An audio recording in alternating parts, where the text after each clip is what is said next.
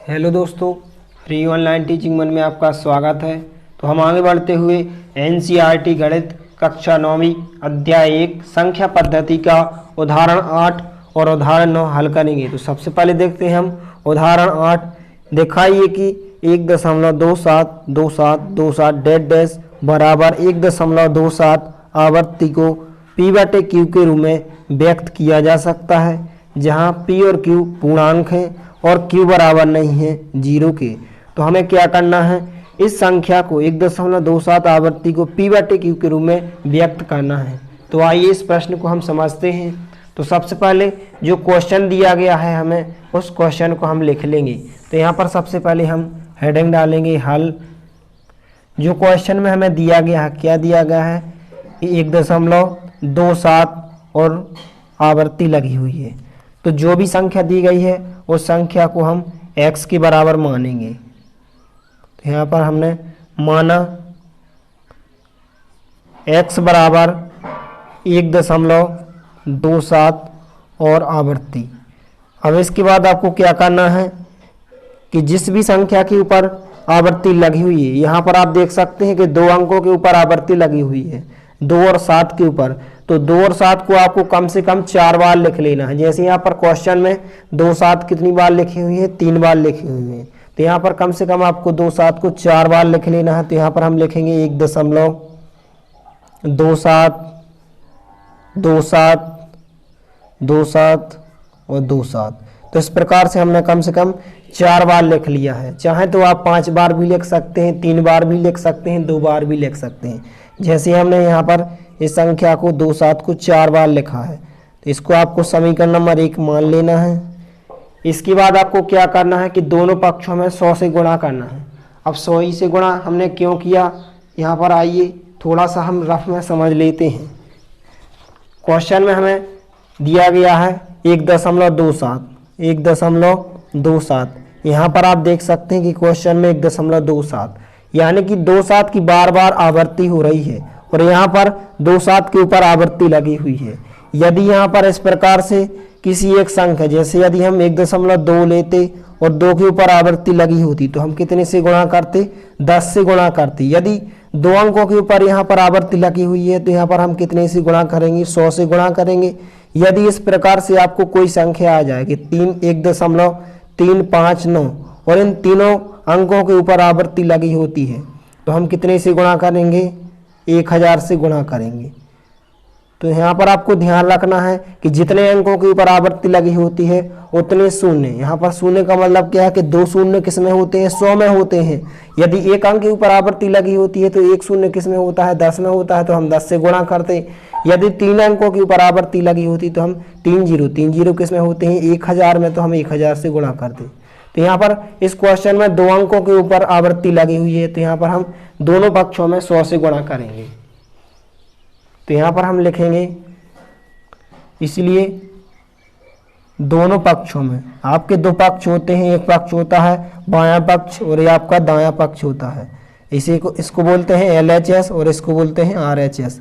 तो यहाँ पर हम लिखेंगे दोनों पक्षों में 100 से गुणा करने पर, 100 से गुणा करने पर, तो यहाँ पर हम जैसे ही 100 को गुणा x में भी करेंगे तो यहाँ पर हम इस प्रकार से लिख लेंगे कि 100 गुणित x बराबर के चिन्ह जहाँ की तहाँ लगाएंगे। इसके बाद इसमें भी हम 100 का गुणा करेंगे तो यहाँ पर हम लिखेंगे 100 गुणित जो संख्या यहाँ पर लिखी हुई है उस संख्या को हम जहाँ की तहाँ लिख लेंगे, 1.27 और डैश लगा देंगे। इसके बाद हम इसमें गुणा करेंगे, 100 का गुणा x में करेंगे तो यहाँ पर कितने हो जाएंगे, 100x हो जाएंगे बराबर चिन्ह जहाँ के तहाँ। जैसे ही यहाँ पर 100 का गुणा 1.27 से होगा तो जो हमारा दशमलव है 2 अंक अंदर पहुंच जाएगा। अभी लगा है 1 के बाद, आप कहाँ लग जाएगा, यहाँ लग जाएगा 2 7 के बाद। तो इस प्रकार से आपका दशमलव लग जाएगा कि 127 जो हमारा दशमलव है। क्योंकि यहाँ पर 2 जीरो है, जैसे ही 100 से गुणा आप करोगे तो यहाँ पर दशमलव अंदर खिसक जाएगा। तो इस प्रकार से लग जाएगा 1.27 और इस प्रकार से संख्या बचेंगी 2 7 2 7 2 7 और यहाँ पर भी आपको ध्यान रखना है कि यहाँ दशमलव के बाद 2 7 कितनी बार है, 4 बार है। तो इसी प्रकार से हम दशमलव के बाद भी हम 2 7 को कम से कम कितनी बार लिखेंगे, 4 बार लिखेंगे। तो 1 2 7 को हम और बढ़ा देंगे। यहाँ पर आप कितनी ही बार लिख सकते हैं, जैसे यदि हमने 4 बार लिखा है, आप यहाँ यदि 3 बार लिखेंगे तो यहाँ भी आप 3 बार लिखेंगे दशमलव के बाद। इस प्रकार से आपको डैश डैश लगा देना है और इसके बाद आपको इसको समीकरण नंबर 2 नाम दे देना है। इसके बाद आपको क्या करना है कि समीकरण 2 में से 1 को घटा देना है। तो यहाँ पर हमने इस प्रकार से लिखा कि यहाँ समीकरण 2 - 1 से, तो समीकरण 2 में से आपको 1 में से घटाना है। तो यहाँ पर हम क्या करेंगे कि बाएं पक्ष में से बाएं पक्ष को घटाएंगे और दाएं पक्ष में से हम दाएं पक्ष को घटाएंगे, यानी कि 100x में से हम 1x को घटाएंगे और इस संख्या में से हम इस संख्या को घटाएंगे। तो यहाँ पर सबसे पहले हम बाएं पक्ष को घटाएंगे, 100x में से 1x को घटाएंगे। तो यहाँ पर हम लिखेंगे 100x - 1x। अब यहाँ पर हमने समीकरण 2 में से 1 को ही क्यों घटाए, ऐसा भी तो हम घटा सकते थे कि समीकरण 1 में से 2 को घटा सकते थे। तो कारण क्या है कि समीकरण 2 की संख्या क्या है, यहाँ पर बड़ी बड़ी संख्या है। यदि हम समीकरण 1 में से 2 को घटाते तो संख्या क्या होती, घटती नहीं।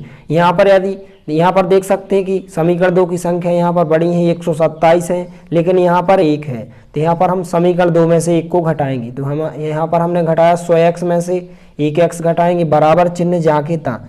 इसके बाद हम 127 इस संख्या को लिखेंगे, 2 7 2 7 2 7 और 2 7 माइनस करेंगे हम इस संख्या को 1.27 2 7 2 7 2 7। तो जैसे ही यहाँ पर हम 100x में से 1x को घटाएंगे तो यहाँ पर कितने आ जाएंगे, 99x आ जाएंगे, बराबर चिन्ह जाके था। अब इस संख्या को हम इसमें से घटाएंगे। तो आइए इसमें हम रफ का यूज करते हैं। तो जैसे ही हम इस संख्या में से इस संख्या को घटाएंगे तो आइए इसको हम रफ में समझ लेते हैं। तो यहाँ पर हमें घटाना है 127.27272727, इसमें से हमें घटाना है 1.27 को। तो आपको क्या करना है कि दशमलव के नीचे दशमलव को लगाना है। दशमलव हमारा यहाँ पर है तो दशमलव के नीचे हमने सबसे पहले दशमलव को लगाया। इसके बाद आपको क्या करना है कि दशमलव के इस तरफ 2 7 हैं, तो यहाँ पर पहले इस तरफ की संख्या को आपको लिख लेना है, 2 7 2 7 2 7 और 2 7।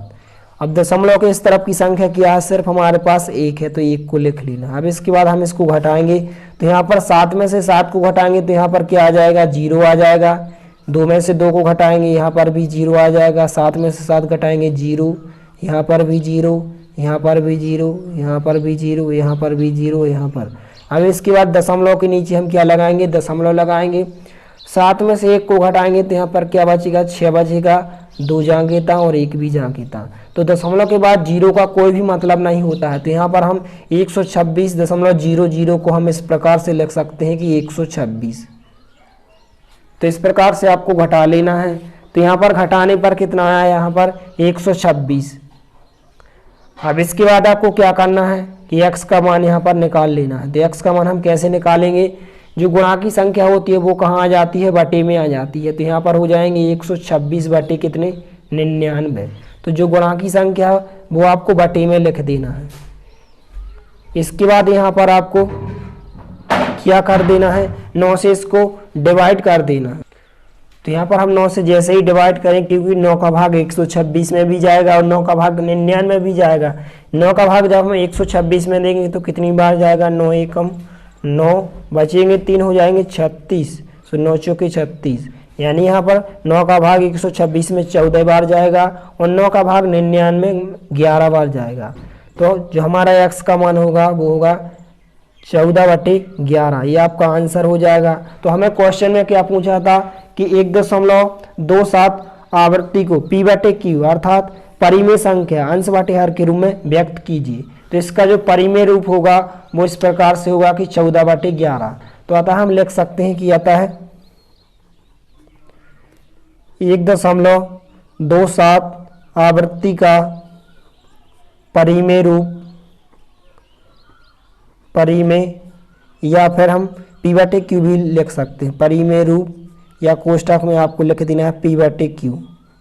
कितना होगा, x बराबर 14/11 होगा, 14/11 होगा। तो इस प्रकार का ये आपका आंसर हो जाएगा। इसी प्रकार से यहाँ पर हम क्वेश्चन नंबर उदाहरण नंबर 9 को हल करेंगे। तो उदाहरण 9 है कि दिखाइए कि 0.2353535 डैश डैश बराबर 0.2 और 35 के ऊपर यहाँ पर आवर्ती लगी हुई है को p/q के रूप में व्यक्त कर सकते हैं, जहाँ p और q पूर्णांक हैं और q बराबर नहीं है 0 के। तो आइए इस क्वेश्चन को हम हल करते हैं। सबसे पहले क्वेश्चन में हमें जो भी दिया गया है उस क्वेश्चन को हम लिख लेंगे। यहाँ पर क्वेश्चन में दिया गया है कि 0.235, तो यहाँ पर सबसे पहले लिखेंगे हम 0.235 और 35 के ऊपर यहाँ पर आवर्ती लगी हुई, 2 के ऊपर आवर्ती नहीं लगी हुई है क्योंकि 2 एक ही बार है। यहाँ पर 35 आप देख सकते हैं कि बार बार संख्या रिपीट हो रही है। तो यहाँ पर सबसे पहले जो भी संख्या है उस संख्या को हम x के बराबर मानेंगे। तो यहाँ पर हमने लिखा माना x बराबर जो भी संख्या है उस संख्या को आपको x के बराबर मान लेना है।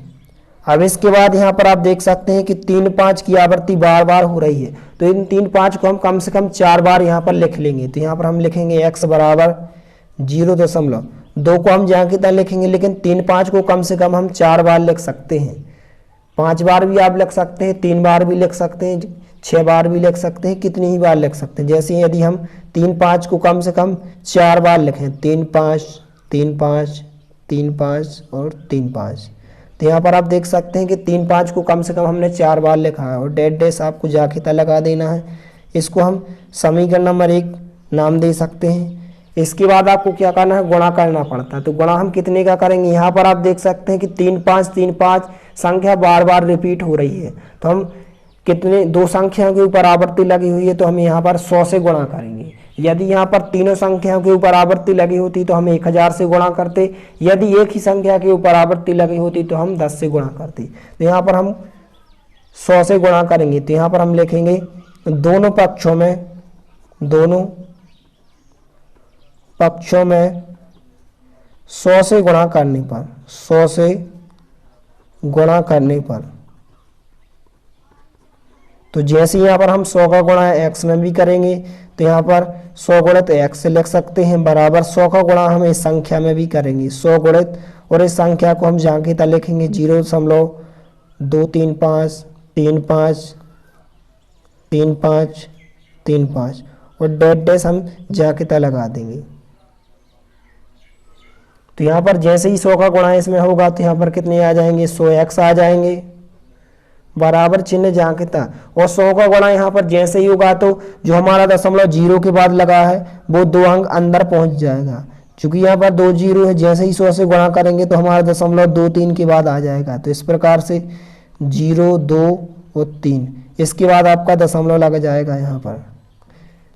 तो यहाँ पर आप 5 3 5 जाके तक लिख सकते हैं, 3 5 जाके तक लिख सकते हैं और 3 5 जाके तक लिख सकते हैं।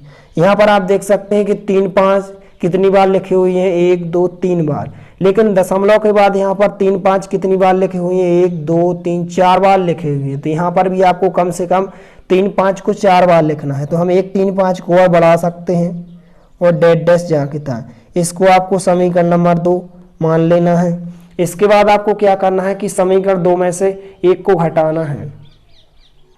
तो इस प्रकार से हमने लिखा कि समीकरण 2 - 1 से आपको बाएं पक्ष में से बाएं पक्ष को घटाना है, दाएं पक्ष में से दाएं पक्ष को घटाना है। तो 100x में से हम 1x को घटाएंगे तो यहाँ पर हम लिखेंगे 100x - 1x बराबर चिन्ह जहाँ के था इस संख्या को लिखेंगे और इस संख्या में से हम इस संख्या को घटाएंगे। तो यहाँ पर 0 2 3 दशमलव 5 और 3 5 को हम 4 बार लिख लेंगे। यहाँ पर 4 बार लिखे हैं 3 5 3 5 3 5 और 3 5।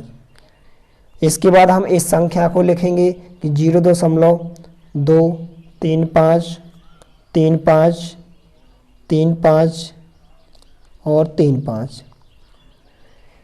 तो जैसे ही यहाँ पर हम 100x में से 1x को घटाएंगे तो यहाँ पर 99x आ जाएंगे और यहाँ पर हम इस संख्या में से इस संख्या को घटाएंगे। तो आइए इसमें हम हलफ का यूज करते हैं।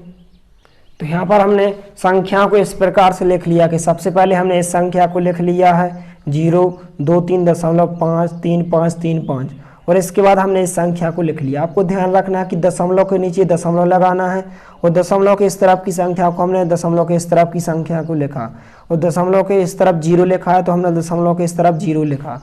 अब इसके बाद हम इस तरफ से घटाएंगे तो 5 में से 5 को घटाएंगे, यहाँ पर 0 बचेंगे। 3 में से 3 को घटाएंगे, यहाँ पर भी 0, यहाँ पर भी 0 आ जाएंगे, यहाँ पर भी 0 और 3 में से 3 घटाएंगे, यहाँ पर भी 0 0, इसके बाद 0 और 5 में से 2 को घटाएंगे तो यहाँ पर कितने आ जाएंगे, 3 आ जाएंगे।